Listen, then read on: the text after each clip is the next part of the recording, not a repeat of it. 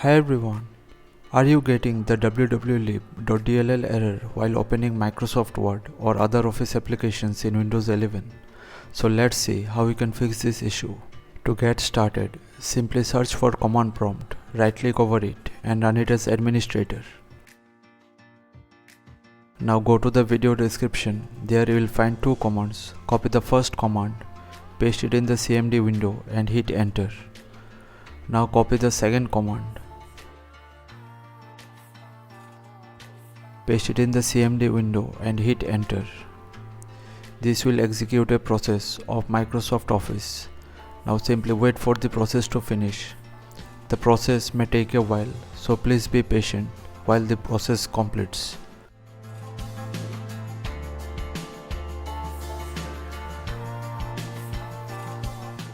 Once the updates are successfully installed, simply close the window, close everything and restart your computer for the changes to take effect.